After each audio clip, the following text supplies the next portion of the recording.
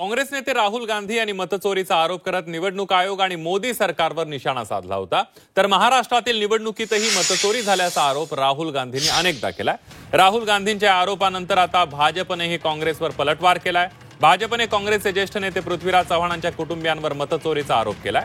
चव्हाणांच्या कुटुंबियांची तीन ठिकाणी मतदार यादीमध्ये नोंद असल्याचा आरोप भाजपने केलाय। दरम्यान पृथ्वीराज चव्हाणांचे पुतणे इंद्रजित चव्हाण यांनी सर्व आरोप फेटाळले।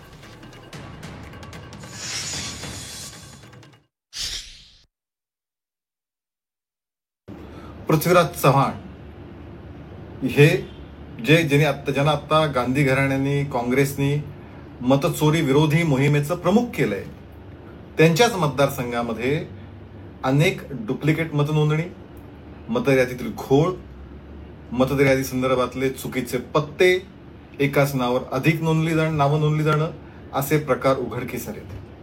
खरं म्हणजे ही धांदली कशासाठी केली, या धांदलीचं उत्तर पृथ्वीराज चव्हाण आणि काँग्रेसने द्यायला हवं। मतचोरीचा मास्टर प्लॅन हा काँग्रेसमध्येच तयार झालाय का, याचं उत्तरही आता काँग्रेसने द्यायला हवं।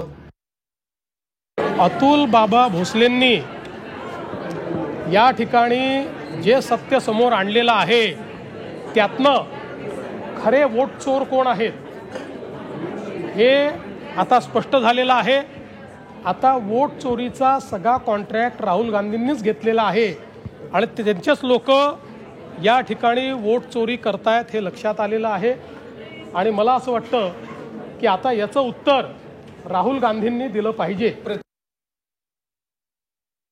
पवारनगर कराडनंतर मी मलकापूरला जेव्हा शिफ्ट झालो त्यावेळी माझं नाव मतदार यादीतून पवारनगरच्या कराडच्या यादीतून वगळणं अपेक्षित होतं, ते झालं नाही।